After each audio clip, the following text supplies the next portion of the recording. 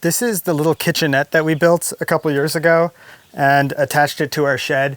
And it's really simple, but today I'm gonna upgrade a few things and make this thing way more usable. I'm sure you'll find some like tips and tricks here or some inspiration hopefully that you can use in your build. And if you're not gonna build anything like this, I think you'll still really like what we're doing here.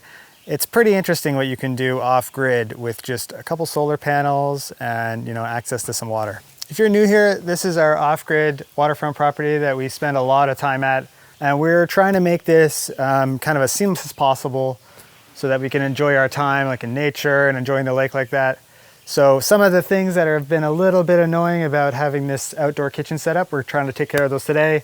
The first thing we're gonna upgrade is how we store our utensils and plates and stuff like that. We've just been using totes, like these big plastic totes with lids, and we keep like all our utensils and plates and stuff like that in there. And then they're just on these like plastic resin shelves. But I find that day in and day out when you're kind of using this kitchenette as you would a kitchen, you never really want to put the dishes away because you have to like sort them and put them in a tote and then something falls to the bottom. You know how it is. So we scored this like little hutch from a thrift shop, and it was kind of cheap because it has some chips out of it. But we just cut it to size and replaced one of the resin shelves with it, and it's been like way better.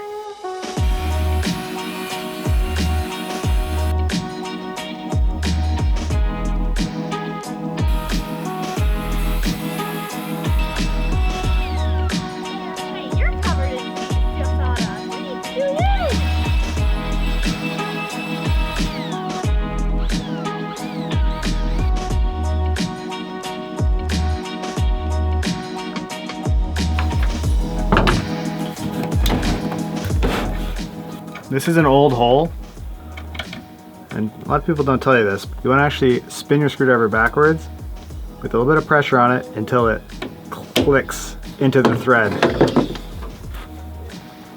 That way, you're not cross-threading it. So the hutch has been awesome. There's cupboards below and above, and like all our stuff's in here. We might change these little frilly glass panels, but they're fine for now.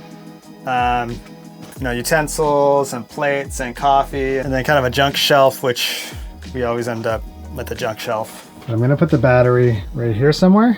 Gotta clean up all this stuff. We've got like stuff we sometimes use, stuff we never use, chainsaw stuff and oils and stuff. We're gonna kind of keep this spot here for like paddles and rakes and stuff that we might sometimes use. This rake actually came with the property, and it's one of my favorite things. The end is beaver chewed.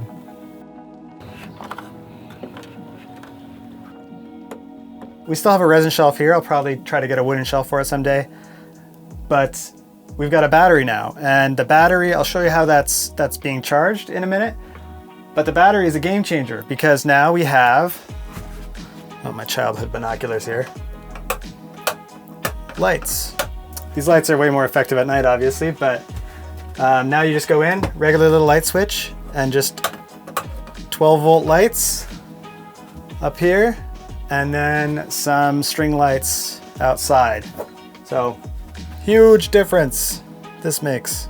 This is awesome. All the lights are low voltage. Switches are switches, so you can wire just like a house switch to 12 volts, and it works great. The best part about this battery, though, is that we can run this fridge now. So that's just like a fridge freezer combo, and it you can set one side to fridge and one side to freezer, or both to freezer or both to fridge, and then that just runs off right off that battery, which is charged by the solar panel, which I'll show you right now.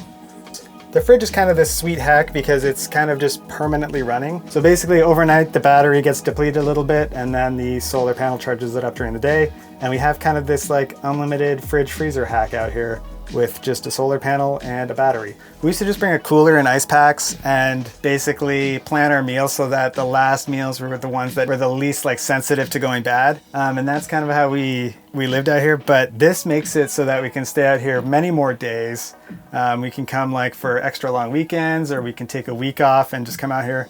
Yeah, it's just like a lot of peace of mind, and we can freeze stuff. So when other people are here, we can cycle their like ice packs through our freezer. It's pretty cush, and it's all like, it's all off grid. Forever, we didn't have this thing. We just had a sink, And what we'd have to do is take a bucket of water from the lake and then pour it in here, wash our dishes, then drain it into this other bucket, and then we dispose of the gray water.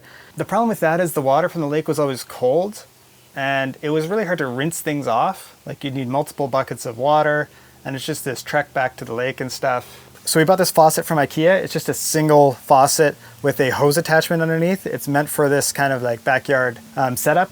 So we plumbed it into an RV pump, and an RV pump works by shutting off whenever the pressure builds up. So when you turn the water off and the pressure builds up in the hose, the pump turns off. So it's on demand. The pump only turns on when you're asking for water, when you have the faucet open. And what we do is we just take one of these 5-gallon jugs, and we just walk over to the hot tub where we have a faucet from our lake pump, and we just fill it up there. It's not very far. And that's enough to do at least one meal's worth of dishes for a bunch of people. So we just bring that back, stick this hose in, and I put a switch down here so that you could turn the pump on and off. So now when we turn on the faucet, we just get running water on demand. The faucet, when you turn it on just a little bit, it would pulse the pump.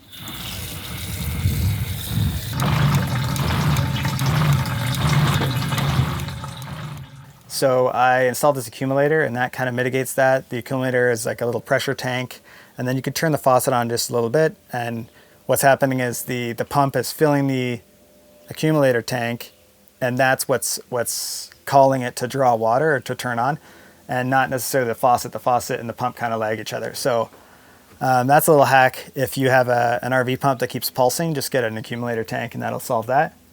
But this doesn't solve the hot water issue. So I have this on-demand hot water tank here. Got a little burnt there from doing something sketchy with it. This thing runs off of propane and a couple batteries, and it's also on demand. So whenever water is going through it, it just kicks on. So now we have hot water, and it's crazy. It's crazy. We have hot water out here off-grid, a little bit of solar, a little bit of propane, and we have hot water. And it's totally changed the cooking and cleaning experience here. That is probably the favorite upgrade here. Having the hot running water has also changed our perspective on what we can bring here to eat and drink. We would avoid messy foods and stuff before. For example, I was sent this out-in rechargeable espresso maker. They sent this to me to try out, which is pretty cool, and it heats up water and makes espresso with something like 20 bars of pressure. And now with this new setup, cleaning the grinds and washing it is easy. But I'll be honest, I've been mostly using it with Nespresso capsules, so cleanup's easy anyways. It's a cool little thing, and I definitely find myself a lot more caffeinated lately. So those are the upgrades we've made after having this little simple outdoor kitchenette for a few years. And if you're building something like this, you might want to consider doing some of those right away. They're the things that we found are kind of missing. And so we wanted to do these simple upgrades to have just a better cooking and cleaning experience out here. It definitely makes coming here easy, and now we've got just an even better cooking place.